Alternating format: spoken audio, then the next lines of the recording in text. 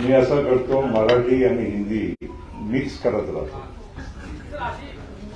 नाही असं नाही, मी मिक्स करत राहतो. कारण काय, मराठी भाषिक लोकांना हिंदी बहुतांशांना कळते, म्हणून काय तुम्हाला म्हणजे प्रत्येक गोष्टी मला रिपीट नाही तर करावं लागेल आणि थोडं लोकांना समजलं पण पाहिजे व्यवस्थित, आणि नंतर थोडं इंग्लिशमध्ये थोडक्यात बोलू. नमस्कार मित्रांनो, आजची या प्रेस कॉन्फरन्समध्ये आपण सर्व आले, मी स्वागत करतो. आणि मागील काही दिवसापासून जे काही राष्ट्रवादी काँग्रेस पक्षाच्या अंतर्गत काही घडामोडी जे आपल्या सगळ्यांना पाहायला मिळत आहे, त्या विषयावर थोडं अधिक माहिती आणि बऱ्याच काही जे काही संभ्रम निर्माण करण्यात आलेले आहे, काही चुकीच्या माहिती सुद्धा पसरवण्यात येत आहे, आणि खरी परिस्थिती काय आहे नेमकी ही सुद्धा लोकांपर्यंत जावी या अर्थानं, आणि आपल्या सगळ्यांना सुद्धा, म्हणजे कोणी काही वेगळ्या अर्थानं काही सांगत असतील, जे काही माहिती देत असतील, ते पण तुमच्यापर्यंत सुद्धा व्यवस्थित हे मांडण्यासाठी आज आम्ही इथे उपस्थित आहोत. आता बऱ्याच गोष्टी बोलणं झालेलं आहे, म्हणून त्या बॅकग्राऊंड म्हणजे आता काय झालं 2 तारखेला की वगैरे वगैरे हे सगळ्या गोष्टी परत परत रिपीट करण्याची गरज नाही. सर्वप्रथम सुरुवात अशी करतो की 30 तारखेला 30 जून 2023 या दिवशी राष्ट्रवादी काँग्रेस पक्षाचा एक महत्वाची बैठक झाली,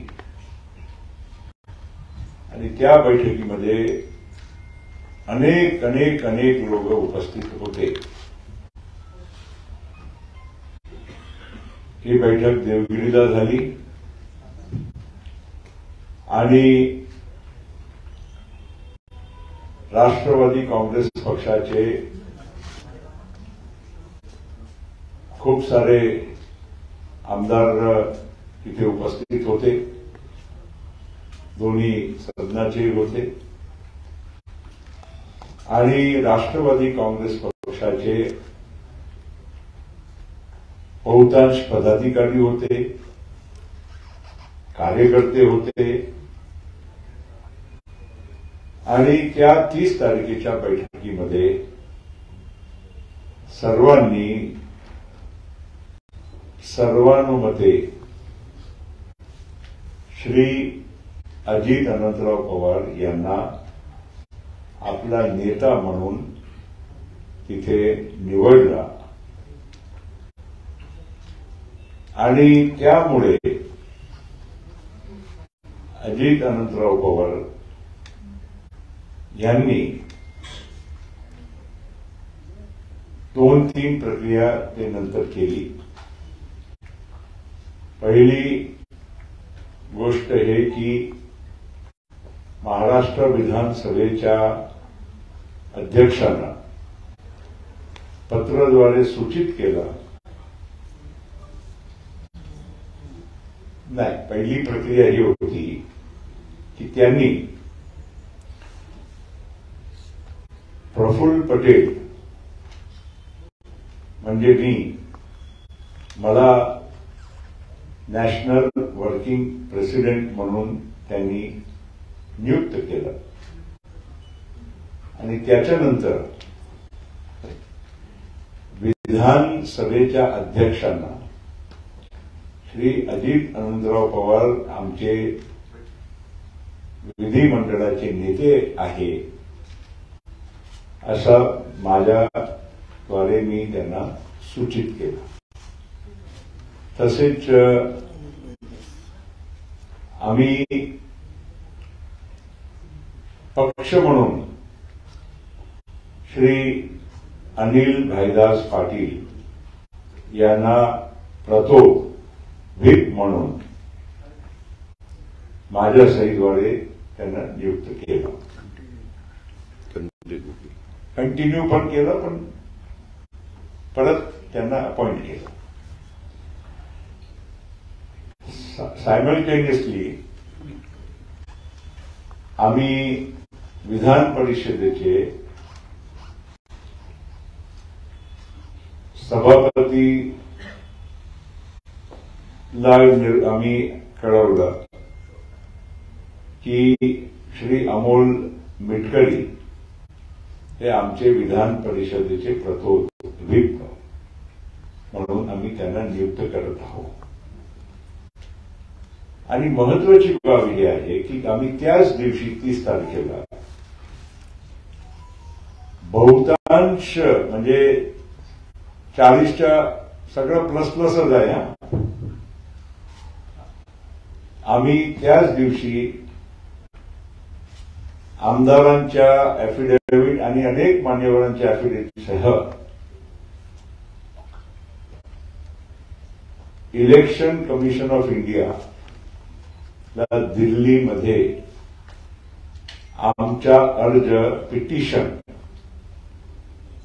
अजित पवारांच्या नावाचा तिथे आम्ही दाखल केला आहे. म्हणजे 30 तारखेपासून हा विषय जो आज आपण चर्चा करत आहोत ते इलेक्शन कमिशन आणि स्पीकर या दोघांचा दारावर हा विषय आता पोचलेला आहे. आता महत्वाचं आणखीन मला हे म्हणायचं आहे की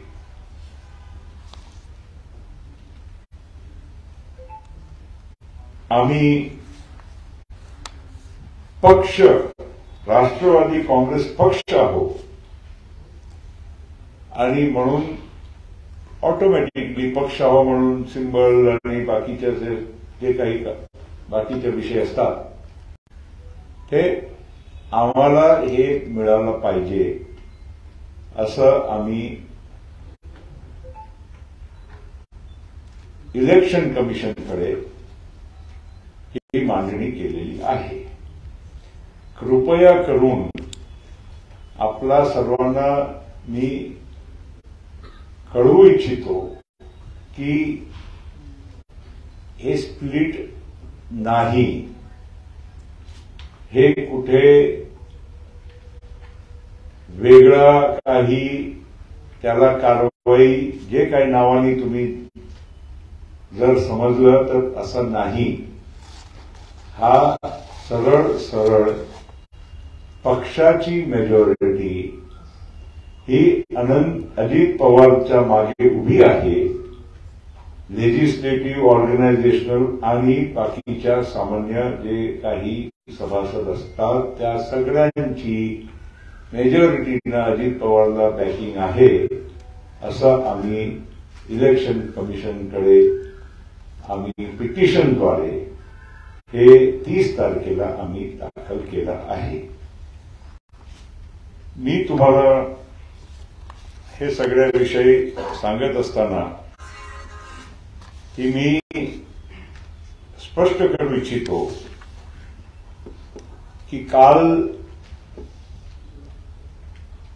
एक दिल्लीमध्ये राष्ट्रवादी काँग्रेस पार्टीची बैठक झाली. मी त्याला दुसरं काही नाव देणार नाही. आता ते राष्ट्रवादी काँग्रेस पार्टीची अधिकृत बैठक नव्हती. त्याच्या मी कारण आपल्याला खुलासावर थोडाफार तरी म्हणजे फॉर युअर अंडरस्टँडिंग मला सांगणं गरजेचं वाटते. आमच्या एक पक्षाच्या बंधारण आहे. त्या बंधारणच्या आणि त्याच्या अंतर्गत जे आमच्या संविधान जे पक्षाचं असतो त्याचे रूल्स आहे. कॉन्स्टिट्यूशन ऑफ राष्ट्रवादी काँग्रेस पार्टी हे आमच्याकडे एक डॉक्युमेंट सगळ्यांच्यासाठी आहे. म्हणजे ते इलेक्शन कमिशनमध्ये फाईल केला गेलेला डॉक्युमेंट असतो. कुठलाही पक्ष रजिस्टर्ड झाल्यानंतर त्याच्या कॉन्स्टिट्यूशन आणि रूल्स हे आम्हाला तयार करावं लागते आणि या कॉन्स्टिट्यूशनच्याच आधारावर सगळी प्रक्रिया म्हणजे कोण टॉप पासून खालपर्यंत म्हणजे पिरामिड स्ट्रक्चर ज्याला म्हणते, खाली फाउंडेशन आणि वर वर वर वर करत आम्ही शिखरपर्यंत पोहोचतो. हा कॉन्स्टिट्यूशनमध्ये फार स्पष्ट हे दिलेला गेला आहे की पक्षाची निवडणूक हे ब्लॉक पासून शिखरपर्यंत ते करणं आवश्यक आहे. अपॉइंटमेंट नाही चालत त्याच्यात. हे कॉन्स्टिट्यूशन आमचं आहे बंधारण, ते तुम्हाला वेबसाईटवरही मिळू शकते. म्हणजे इलेक्शन कमिशनमध्ये सगळ्या पक्षाचे सगळे डॉक्युमेंट वेबसाईटवर असतात ईसीआयच्या. आणि यामध्ये जे मी म्हणतोय की नेमणुकीचा अधिकारच नाही आहे. मग खालच्या फाउंडेशन जर कोसळला की नाही तर वरचा सगळं स्ट्रक्चरच फॉल्टी आहे आणि कोसळू शकते आणि कोसळतं. म्हणजे आता ब्लॉक पासून तालुका, जिल्हा, राज्य आणि अनेक राज्यापासून वर. तर मी तुम्हाला फक्त एक माहितीसाठी सांगतो की आमच्या एक सप्टेंबर 2022 मध्ये एक नॅशनल कन्व्हेन्शन झाला. आता नॅशनल कन्व्हेन्शन केव्हा होते की जेव्हा प्रत्येक राज्याची निवडणुकीची प्रक्रिया पूर्ण होते नंतरच नॅशनल कन्व्हेन्शन होऊ शकते. कारण नॅशनल कन्व्हेन्शनला जाणारा व्यक्ती पहिला इथून निवडून गेला पाहिजे ना. जो राज्याचं इलेक्शन होईल तर ते डेलिगेट, समजा मी गोंदिया जिल्ह्याच्या तो गोंदिया जिल्ह्याच्या डेलिगेट मुंबईला येईल तेव्हा मुंबईचं इलेक्शन होईल आणि मुंबईच्या इलेक्शन झाल्यानंतर हे डेलिगेट इलेक्ट करतील आणि वर पाठवतील. आता ही टेक्निकल गोष्ट आहे पण हे महत्वाची आहे. शेवटी कॉन्स्टिट्यूशन आणि जे आमचे रूल्स आहेत त्याप्रमाणे हे स्ट्रक्चर यामध्ये स्पष्टपणे दिलं आहे. आणि म्हणून काल जी बैठक झाली आणि त्याच्या अगोदर जे 2022 सप्टेंबर 2022चे अधिवेशन, आता 2022च्या अधिवेशन झालं तरी हे खुलं अधिवेशन होता. नेमके कोण डेलिगेट, महाराष्ट्राची अजूनही तुम्हाला सगळ्यांना इथे माहिती तुम्ही घेऊ शकतात कारण मुंबईतच तुम्हाला ही माहिती मिळणार आहे की अजून आमच्या राज्याची निवडणुकीची प्रक्रिया अजून सुरू झाली. अजून 2-3-4 जिल्ह्यामध्ये प्रोसेस चालू आहे. महाराष्ट्राचीच इलेक्शन झाली नाही कुठल्याही राज्यामध्ये. हे तर इथे तर थोडाफार महाराष्ट्रामध्ये तर काही जिल्ह्यामध्ये काही सभासद नोंदणी हे वगैरे वगैरे आमच्याकडून पुस्तकं जातात, पुस्तकं येत सुद्धा नाही. आता आम्ही अनेक वर्ष काम करत असताना आम्हाला सगळ्यांना म्हणजे जितके या मंचावर बसलेले आहेत सगळ्यांना माहीत आहे समीक्षा बैठका व्हायची पण अजून आमची प्रक्रिया कुठेही पोचलेली नाही. आणि बाकीचे तर आता मी राष्ट्रीय पातळीवर एवढा वर्ष संघटनेचाच मी पदाधिकारी असल्यामुळे सगळ्या राज्यांची सप्टेंबर 2022 मध्ये माझ्या स्वाक्षरी ते सगळे मी राज्यांचे प्रमुख निवडले आहे. निवडले म्हणजे ऍडॉक म्हणजे तुम्ही अमुक या राज्याच्या तुम्ही त्या राज्याच्या त्याच्या अधिकृत जर आमच्या कॉन्स्टिट्यूशन प्रमाणे म्हटलं तर अजिबात नाही. म्हणजे they are all appointed presidents of states, they are all appointed, there is no election. कारण इथेच इलेक्शन व्हायचं आहे. मी तर अनेक वर्षापासून पाहतो की आमच्याकडे इलेक्शन झालेलंच नाही आहे. आता ठीक आहे, कुठलाही म्हणजे काही विषय असा इलेक्शन कमिशन समोर आला नाही म्हणून एक 2003 मध्ये आमच्याच एक इलेक्शन कमिशन पुढे प्रसंग आला होता, पीए संगमा वर्सेस शरद पवार 2003 साली. हे पण डाउनलोड करू शकतात, ते ईसीआयच्या वेबसाईटवर आहे. आणि मग त्याच्यातून तुम्हाला बऱ्याच गोष्टी तुम्हाला तिथूनही कळेल. थोडक्यात म्हणायचे हे आहे की आमच्या ऑर्गनायझेशनल स्ट्रक्चर कम्प्लिटली फ्लॉड आहे. अजिबात आमच्या ऑर्गनायझेशनल स्ट्रक्चरचा ढाचा जे आहे ते स्क्रुटिनी विथस्टँडच करत नाही. आता अशा पार्श्वभूमीमध्ये कोण आता महाराष्ट्राचा जसा अध्यक्ष आहे समजा, नॉमिनेटेड आहे, but nominated again by whom? Nominated by everybody who is structurally flawed all the way. माझ्या सिग्नेचरने केलं आहे, पण माझ्या सिग्नेचरने जरी केलं असेल, माझ्या जर स्ट्रक्चर तेव्हा फ्लॉड असेल, because everybody is an appointed by somebody और somebody, but the whole structure of the organization has lacuna and drawback. Therefore, election commission मध्ये अनेक असे प्रसंग आलेले आहे. आमच्या पक्षाच्या एक जुना काळातला एक विषय, त्याशिवाय अनेक वेळा अनेक असे प्रसंग आहेत जेव्हा इलेक्शन कमिशननी वेगवेगळ्या पक्षाच्या अशा परिस्थितीमध्ये निकाल दिले गेले. आता महत्वाचे हे आहे की सुप्रीम कोर्टचा आता आपला महाराष्ट्राचाच एवढा मोठा निकाल आता काही दिवसा अगोदरच लागलेला आहे. 5 जजेसची कॉन्स्टिट्यूशन बेंच खंडपीठ 5 जजेसची त्यांनीच आपलाच महाराष्ट्राचा आत्ताच मागच्या वर्षाचा जे काही प्रकरण होता त्याच्या अनुषंगानं त्यांनी एक निकाल दिला आहे. आणि त्या निकालामध्ये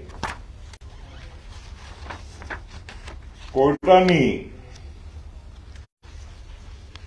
जे सांगितलेलं आहे त्याचे जास्त मी नाही वाचत, कारण ते पण जजमेंट तुम्ही सगळ्या लोकांनी खूप सारा अभ्यास केला असेल. पॉलिटिकल पार्टी म्हणजे त्याच्या जजमेंट मधला एक काही 2-4 लाईनच कोट करतो. Political party and legislature party cannot be conflated, म्हणजे मिक्सअप नाही होऊ शकत. The contention of the respondents that political party and legislature party is inextricably intertwined is erroneous. म्हणजे दोन्ही एकमेकांशी जुळलेले आहे हे म्हणणं चुकीचं राहील. पॉलिटिकल अँड लेजिस्लेचर पार्टी आणि त्याचे कारण त्यांनी दिले. Parliament in its constituent capacity was conscious of the necessity of not allowing anti-defection laws to stifle intra-party dissent and the freedom of expression of legislators. म्हणजे तुमच्या पक्षांतर्गत काही विषय आले तो तुम्ही म्हणजे आमदारांचा किंवा जनप्रतिनिधीचा पक्षाच्या आदेशाप्रमाणे त्यांना म्हणजे बोलता येत नाही, काही कृती त्यांना करता येत नाही, असा होऊ शकत नाही. ही सुप्रीम कोर्टने एक पार्ट सांगितलेला आहे. It was with this objective that defences of merger and split which was later omitted वर इंट्रोड्युस्ड. म्हणजे आम्हाला कुठल्या पक्षामध्ये मर्ज करायचं असेल, कुठला आम्हाला तुकडा करून आम्हाला कुठल्या पक्षामध्ये जायचं असेल, काय वेगळा आम्हाला काही कृती करायची असेल, तो पार्ट कम्प्लिटली वेगळा आहे.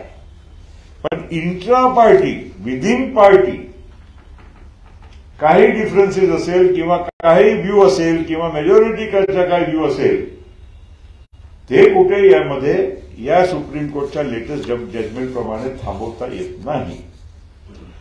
The 10th schedule confers legitimacy to the actions of legislators which would otherwise lead to disqualification if a substantial number of legislators, 2/3 in the case of merger and 1/3 in the case of erstwhile provision of a split, disagree with the political party. म्हणजे इथे काय आहे, म्हणजे split, merger, त्याच्यासाठी तुम्ही 10 शेड्यूलचा वापर तुम्ही केला, ते यार्डस्टिकचा यूज केला तर ते समजू शकतो. पण सुप्रीम कोर्टने व्हेरी स्पेसिफिकली सांगितलेलं आहे की कुठेही तुम्हाला इंट्रा पार्टीमध्ये जे काही तुम्हाला डिफरन्सेस किंवा त्याच्याबद्दल काय तुम्हाला संशोधन, निकाल, काय जे काय वगैरे वगैरे तुम्हाला करायचं असेल ते तुम्हाला कुठली हरकत नाही. म्हणून the 10th schedule recognizes the independent existence of the legislature party to the limited extent of presenting a defense to the actions of the legislators which would otherwise have amounted to defection. म्हणजे थोडक्यात म्हणजे बऱ्याच हे याच्यात म्हणजे अनेक I can keep reading, पण again as I said this entire judgement of the constitution bench of the Supreme Court in the recent matter of the Eknath Shinde faction being recognized as the Shiv Sena with the bow and arrow symbol. This is the judgment, the same judgment on the basis of which. आणि again, महत्वाची गोष्ट ही आहे, supreme कोर्टाने आणि तुम्ही हे सगळ्या लोकांना आता म्हणजे खूप आमच्या अगोदर बऱ्याच वेगवेगळ्या पद्धतीनं ब्रीफिंग मागच्या जे काही काळात तुम्हाला झालं असेल. Who will determine the political party? That is only in the domain of the Election Commission of India.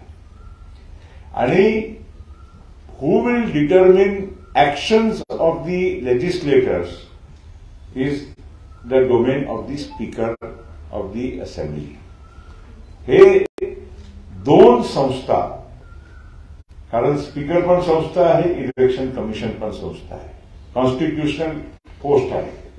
It cannot be said that the speaker's action और the election commission's actions are not, they are always been upheld by the Supreme Court, because Supreme Court cannot go into the existence of a political party and the numbers or whatever the other things and how the political party stands recognized, who will lead the political party, वगैरे वगैरे.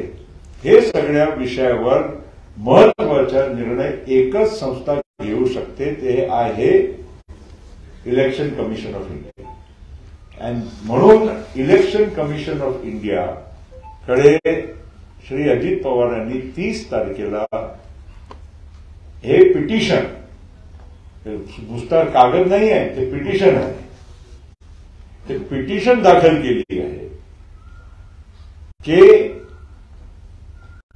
whatever actions he has taken and the people who are with him should be recognized as the political party, and that is the essence. म्हणजे हा त्याचा मूळ हा basis आहे ज्याच्यावर हे सगळे ऍक्शन्स घेतले गेले आहे. आता तुम्ही लोक अनेक वेळा म्हणजे विचारतात, कालच्या आता मीटिंगच्या म्हणून मी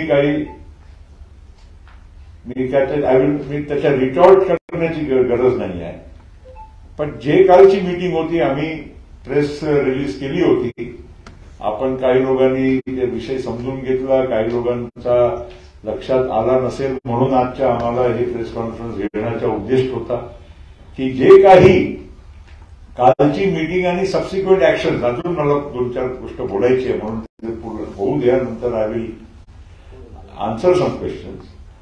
पण आम्हाला एकच म्हणायचं आहे की डिस्क्वालिफिकेशन पिटिशन, आता Jayant Patil has filed disqualification petition against Ajit Pawar and 9 others or 8 others.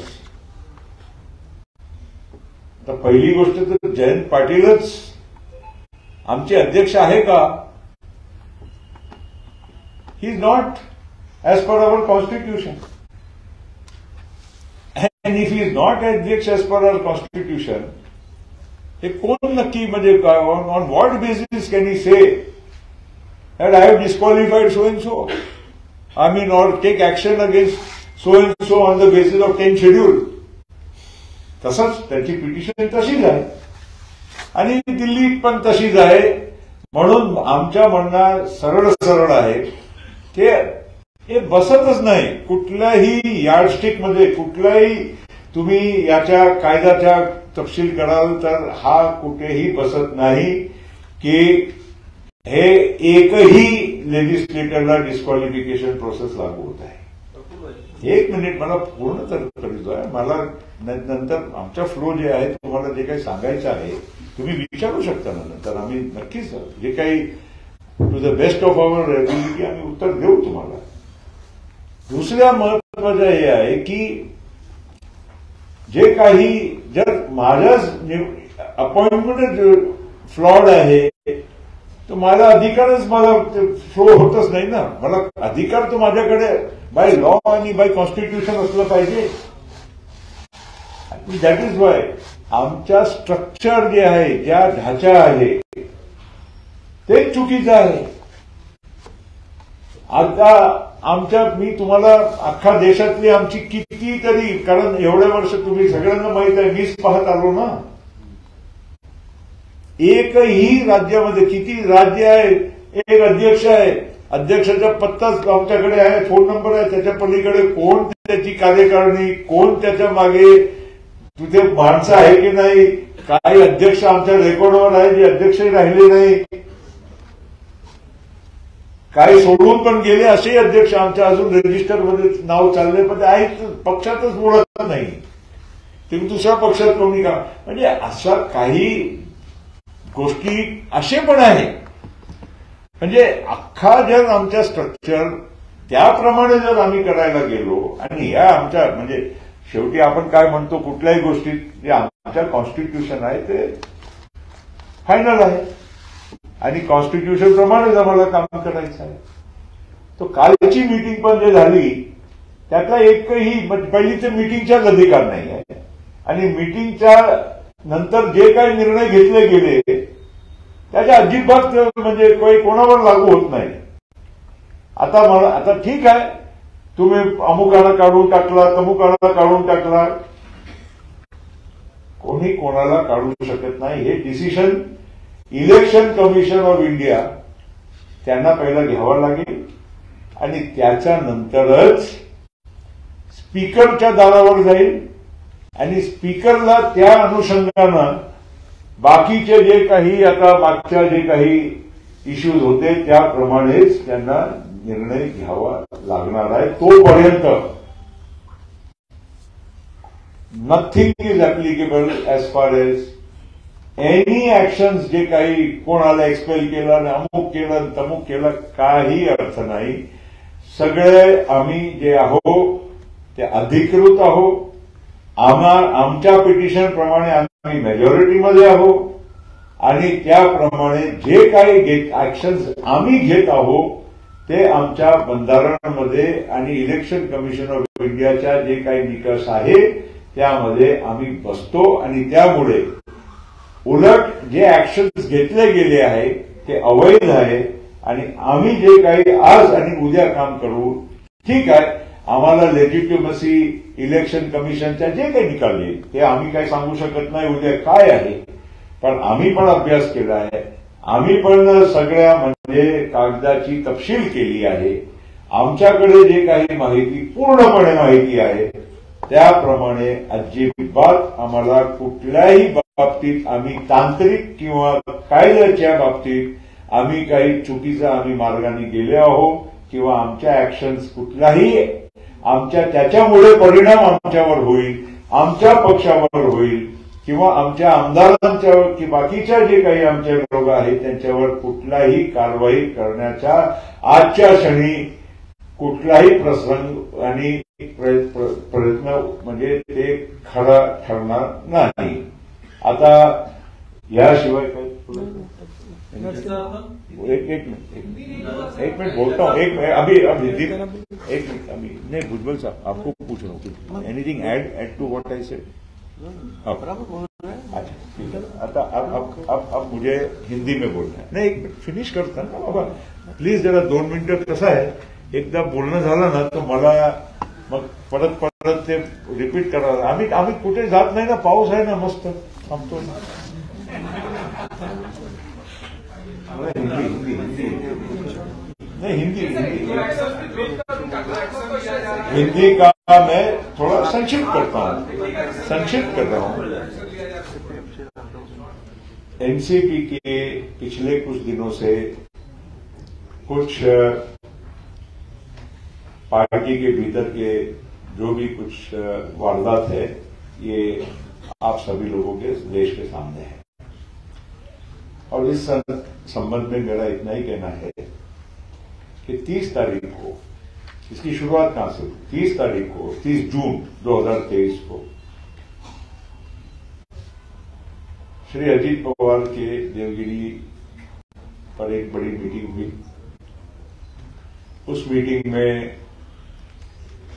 बड़ी संख्या में एमएलए, एमएलसी, पार्टी के प्रमुख नेता, कार्यकर्ता बड़े पैमाने पर वहां पर उपस्थित हुए और श्री अजीत पवार के नेतृत्व में हम काम करेंगे, ऐसा उन्होंने फैसला किया.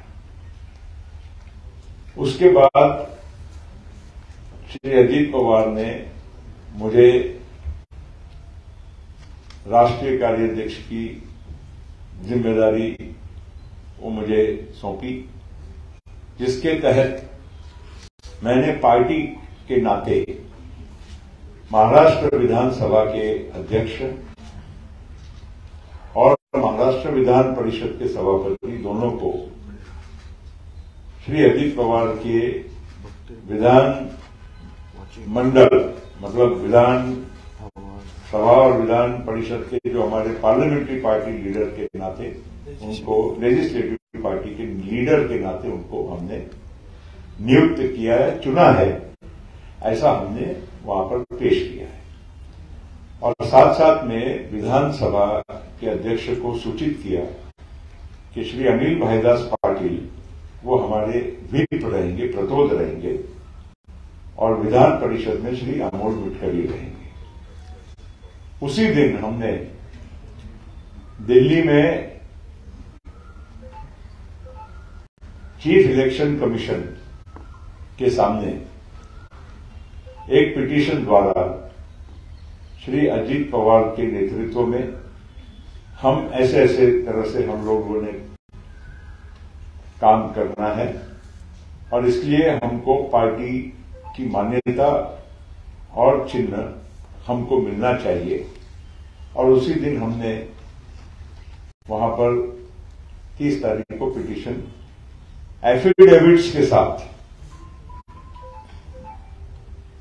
विधायकों की भी और बहुत सारे और लोगों की एफिडेविट्स के साथ हमने वहां प्रस्तुत किए.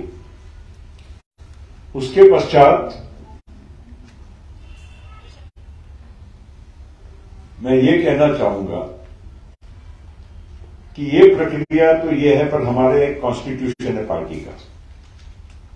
कॉन्स्टिट्यूशन मतलब पार्टी का जो संविधान और उसके तहत रूल्स हैं जो इलेक्शन कमीशन के पास रजिस्टर होता है, हर पार्टी को देना होता है. वो उनकी वेबसाइट पे भी है. हमारा भी कॉन्स्टिट्यूशन आपको इलेक्शन कमीशन ऑफ इंडिया की वेबसाइट पे उपलब्ध होगा.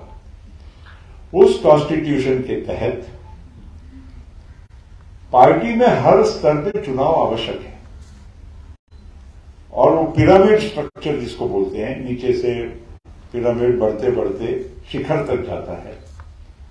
उस पिरामिड स्ट्रक्चर में चुनाव हमको करना अनिवार्य होता है.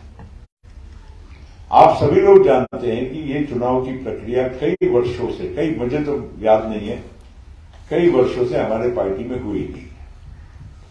और इसलिए जो भी हमारे जैसे महाराष्ट्र के भी हमारे अध्यक्ष हैं, वो चुने नहीं गए हैं क्योंकि हमारे कॉन्स्टिट्यूशन में चुनाव है. हमारे कॉन्स्टिट्यूशन में मनोनीत करने का अधिकार नहीं है.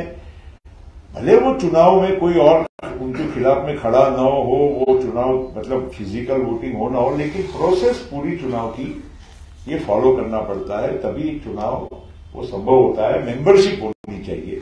हमारे यहाँ पर हम खुद देखते हैं कि मेंबरशिप की प्रक्रिया भी अभी पूरी नहीं हुई है। कई किताबें आती है, वो मेंबर है, पर फिर भी जिले में अभी चुनाव की प्रक्रिया भी नहीं है और कितने सालों से नहीं हुई है। तो इसलिए हमारा ये कहना है कि मनोनीत जो भी लोग हैं वो सिर्फ कागज पे है, मगर उनको संवैधानिक, हमारे पार्टी के संविधान के हिसाब से 0 अधिकार है। और ये जो भी जैसे महाराष्ट्र के अध्यक्ष, क्योंकि हम यहाँ मुंबई में बात कर रहे हैं, महाराष्ट्र के अध्यक्ष मेरे हस्ताक्षर से ही मैंने उनको अपॉइंट किया है, वो भी एडहॉक किया है। मतलब एडहॉक मतलब कोई चुनाव नहीं हुआ मतलब एडहॉक हुए, वो कोई मतलब जब तक पार्टी चाहेगी तब तक, अगर हस्ताक्षर से ही चुनाव अध्यक्ष बना तो मतलब हस्ताक्षर से रिमूव भी हो जाएंगे। तो वो इस टाइप की हमारा आज का एक जो भी ढांचा है पूरे देश में, ये इसी तरह का है। और राज्यों में तो यहां तो फिर भी पार्टी बड़ी है, बाकी राज्यों में तो कोई हमारा अध्यक्ष है, कोई अध्यक्ष तो हमारे रजिस्टर में नाम होगा, वो अध्यक्ष पार्टी में भी नहीं है। कोई बॉडी तो है ही नहीं, शायद वो अध्यक्ष भी एक्टिव मेंबर है कि नहीं पार्टी का, वो भी मालूम नहीं। कोई रिकॉर्ड ही नहीं है किसी तरह से कि भाई वो पार्टी उस जिले में, उस स्टेट में काम कर रही है कि नहीं। तो इस तरह से जो भी कुछ हमारी पार्टी का जो स्ट्रक्चर है, ये हमारे पार्टी के संविधान के हिसाब से ये सही नहीं है। और हमने अभी आपको इसके पहले सुप्रीम कोर्ट का जो अभी रिसेंट फैसला हुआ था एकनाथ शिंदे जी के अभी इस केस के बारे में, 5 जजों के कॉन्स्टिट्यूशन बेंच ने, खंडपीठ ने वो अभी जजमेंट दिया। उसके मैंने पहलू बताए कि पार्टी के भीतर मतभेद अगर हो तो उसको किस तरह से हैंडल किया जा सकता है, और पार्टी को तोड़ना है, अगर आपको स्प्लिट करना है या और कोई पार्टी में मर्ज करना है तो उसके प्रावधान अलग है, उसमें 10th शेड्यूल और ये सब बातें लागू होती। इंट्रा पार्टी का कोई फैसला होता है, इसलिए नहीं। और इसलिए हमने क्या किया, हमने सीधा जो भी मीटिंग हुई उसका हमने इलेक्शन कमीशन, क्योंकि इसकी प्लेटफॉर्म ही वही है, कौन तय करेगा कि पार्टी है कि नहीं, किसके पास है, किसके ज्यादा नंबर है, तो ये फैसला केवल इलेक्शन कमीशन ऑफ इंडिया ही कर सकता है। इसलिए हमने 30 तारीख को मीटिंग के बाद उसी दिन हमने वहां पर दायर कर दिया। और इलेक्शन कमीशन के बाद जो भी कुछ फैसला अगर करना और चीजों का, विधायकों का हो या बाकी चीजों का हो, वो लेजिस्लेटिव मतलब स्पीकर के दायरे में जाता है और ये किसी और कोई डोमेन में नहीं जाता है। इलेक्शन कमीशन और स्पीकर ये दोनों स्वायत्त संस्थाएं हैं संविधान के, अपने भारत के संविधान के तहत, और इसलिए उसमें कोई कोर्ट का या बाकी चीजों का कोई हस्तक्षेप नहीं हो सकता है। वो पश्चात कुछ अगर किसी को, उनके फैसले के पश्चात किसी को जाना हो तो बात अलग है, लेकिन अभी के जो खंडपीठ का 5 जज बेंच का कॉन्स्टिट्यूशन बेंच के जजमेंट के आधार पर यह फैसला हुआ है। और इसलिए हमारी पार्टी में कोई स्प्लिट अप नहीं कर रहे हैं, हम कोई मर्ज नहीं कर रहे हैं, हम कोई दूसरी पार्टी में नहीं जा रहे हैं। हम ये केवल कह रहे हैं बाय मेजोरिटी ये पार्टी, हमारे जो लोगों ने जो इस तरह से फैसला किया उसको मान्यता प्राप्त होनी चाहिए। इसके अलावा अगर आप बाकी की बातें भी देखेंगे तो पूरा मिला जुला कर अभी जब सारे लोग ही, मतलब जब चुनाव की प्रक्रिया हुई है, कौन हमारे अभी अधिवेशन होते हैं, अधिवेशन में कौन आया कौन नहीं गया कोई हमको मालूम नहीं, केवल खाली अगर अधिवेशन को ही मान्यता देना होगा तो कैसे काम हो सकता है। तो इसलिए हमने पूरी प्रक्रिया एक कानूनी तौर से भी, हमारे संविधान के तौर से भी, और बाकी जो भी एक नियम जो होते हैं उसके हिसाब से हमने सारी प्रक्रिया को पूरी किया है। और इसलिए कल जैसे कोई एक मीटिंग दिल्ली में हुई, अब मीटिंग कर लीजिए, मीटिंग में तो सवाल ही नहीं है, मीटिंग तो कोई भी, सबको अधिकार है, लेकिन उस मीटिंग के तहत कोई फैसले अगर हुए हैं तो वो फैसलों का कोई मायना नहीं रखता है जब तक इलेक्शन कमीशन ऑफ इंडिया अगर इलेक्शन कमीशन ऑफ इंडिया कुछ और फैसला दे दे तो बात अलग है, लेकिन उस मीटिंग का कोई मायना नहीं है। आज डिस्क्वालिफिकेशन 9 विधायकों का महाराष्ट्र में डाला गया है। हमारे को वहां से पार्टी से दिल्ली से कोई कदम उठाए ऐसा कल की उसमें देखा हमने। इसका कोई मायना नहीं है, क्योंकि ultimately test of political party ये केवल और केवल इलेक्शन कमीशन ऑफ इंडिया को तय करना है। उसके बाद स्पीकर को तय करना है जो भी फैसला उनको क्या किस तरह से लेना है। और इंट्रा पार्टी में कोई स्प्लिट, ये बात अलग है। ये यहां इसीलिए मेहरबानी करके बहुत सारे लोग यहां पर, मैं इसलिए स्पष्ट करना चाहता हूं कि आंकड़े की बात करते हैं, इसके बाद कितने 36 है 37 है ताकि 2/3 हो गए, वो तो उसका आंकड़ा उससे बहुत पार है, वो अलग बात है। इसमें 2/3 का इश्यू ही नहीं है, 40++ है। मगर हम इसलिए भी प्लस कहते हैं क्योंकि और लोग आ रहे हैं, हम उनको आने से क्यों रोके। तो इसलिए वो प्रक्रिया चालू है। मगर हम साथ साथ में ये कहना चाहते हैं कि इंट्रा पार्टी इश्यू है, इसलिए इसमें नंबर, अदरवाइज भी आप उस मतलब अननेसेसरी वो चक्कर है कि भाई हम कितने नंबर है, इतना नंबर, यहां स्प्लिट नहीं हो रही है, बिल्कुल नहीं हो रही है। यहां मर्जर किसी और पार्टी में नहीं हो रहा है। इसलिए हमको इस मामले में किसी भी प्रकार से कहीं भी कानूनी या संवैधानिक अड़चन नहीं है। और ये बात 5 बेंच सुप्रीम कोर्ट की बेंच ने ये अभी कुछ ही महीनों के पहले ये अपना ये फैसला दिया है। और उसी फैसले के तहत सारा कानूनी अध्ययन करके सारी बातों की जानकारी लेकर उसको हमने उस आधार पर फैसला लिया है। अब एक एक करके बोलोगे तो अच्छा रहेगा। एक करके बोलो।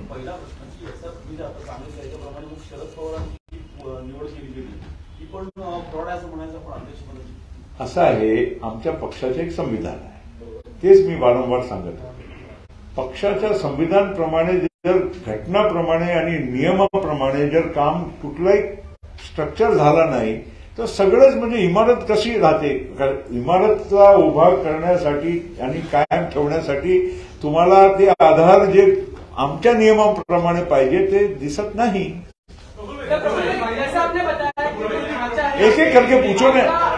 पार्टी का जो संवैधानिक ढांचा है उसके तहत अब तक काम नहीं हुआ, नियुक्तियां नहीं हुई, आपकी साइन से होती गई है। तो इस समय में आपने कभी इसमें आप सबने संशोधन की मांग की पार्टी प्रमुख से, एक, और दूसरा कल जो मीटिंग हुई शरद पवार साहब खुद थे, तो क्या उन्होंने अनधिकृत काम किया है? अगर उन्होंने वो मीटिंग ली है तो कल हमने प्रेस द्वारा रिलीज किया ही था कि कल की मीटिंग अवैध है, क्योंकि कल की मीटिंग वो किसी भी तरह से नियम के बाहर है। और सुनो ना और ऐसे अगर तथाकथित, मतलब मैं ये नहीं कह रहा हूं कि हम, मतलब हाइपोथेटिकल बोल रहा हूं कि अगर कुछ ऐसा, अगर वो सोचता है कि भी ऐसा है वैसा है, तो फिर वर्किंग कमेटी के मेंबर्स और बाकी के मेंबर्स और मेंबर्स ऑफ पार्लियामेंट ऐसे ही नहीं निकाले जा सकते। ऐसे कोई नियम नहीं है, कोई ऐसा रूल्स में नहीं है। और इसीलिए जब स्ट्रक्चर ही फॉल्टी है, और इसीलिए हमने इलेक्शन कमीशन के द्वारा जो भी हमने पिटीशन की है, इलेक्शन कमीशन को फैसला करने दीजिए ना कि हमारी बात सही है या गलत है।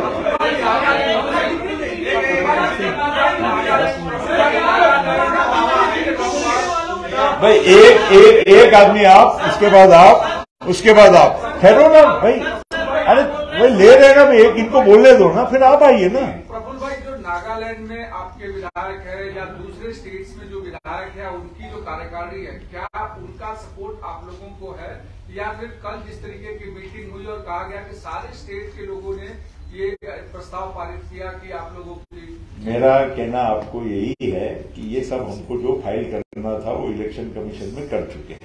अब आप इससे ज्यादा हर चीज, अब हमने इलेक्शन कमीशन में क्या किया नहीं किया, ये तो अब हम कोई मीडिया के इश्यू नहीं बना सकते। उसकी बाकायदा वो हियरिंग होगी और वो हियरिंग में सब स्पष्ट हो जाएगा। नहीं आता नहीं। एक मिनिट आता है। आमच्याकडील राष्ट्रवादी हा अधिकृत पक्ष आमचा आहे। परिपूर्ण वारंवार सांगण्यात येतं की आमचे फोटो वापरायचे नाही।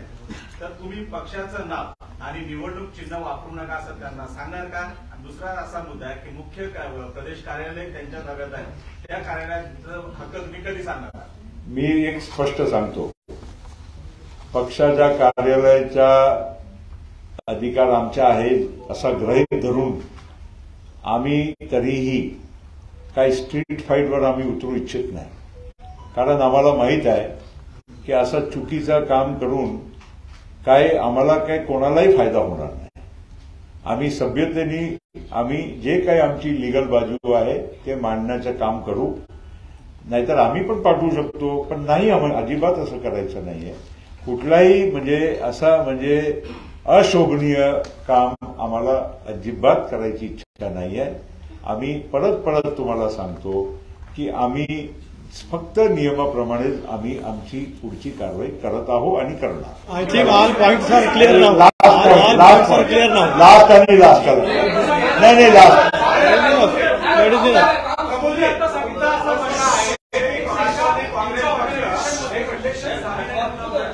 आणि त्याच्यामुळे हा पूर्ण काही स्ट्रक्चर जे आहे ते चुकीचं असं तुम्ही सांगितलं. मग 30 तारखेला इलेक्शन झाली का आणि त्याच्यानुसार दादांची नेमणूक असो आपली नेमणूक असो ही झाली का, याच्यावर एक स्पष्टीकरण. इलेक्शन 30 तारखेला आम्ही पूर्ण प्रक्रिया आमच्या पद्धतीनं करून ऍफिडेव्हिट सह आम्ही 30 तारखेला इलेक्शन कमिशनमध्ये सबमिट केलं. आता ते खरं खोटं जसं तसं हे याचं उत्तर मी नाही देऊ शकत. ते इलेक्शन कमिशनच्या अधीन आहे, ते त्यांना कळू देणार. आता शेवट लास्ट तुमच्या तुम्ही म्हणतात की पक्ष आमचा आहे, शरद पवार साहेब म्हणतात की पक्ष आमचा आहे. या निकालामध्ये निवडणूक आयोगापर्यंत जोपर्यंत निकाल होते किंवा अध्यक्षाकडे जोपर्यंत निकाल येत नाही तोपर्यंत नेमका पक्ष कुणाचा? कारण कार्यकर्ते मोठ्या प्रमाणात संभ्रमात आहे, कारण 2 गट या ठिकाणी पाहायला मिळत आहे. मग पक्ष कोणाचा? पक्ष आमच्याकडे आहे आणि ते ठीक आहे, आम्ही आमच्या पद्धतीनं काम करतच आहोत. आता जोपर्यंत इलेक्शन कमिशनचा निकाल येत नाही, आता आम्ही कसं कोणाला दुसऱ्याला थांबू? जाऊ दे, ज्यांना करायचं. लोकांना समजते ना की कोणा बाजूला किती लोक आहे. हे काही मला जास्त आणि ते 5 तारखेला तुम्हाला दिसलेलं आहे. Thank you very much.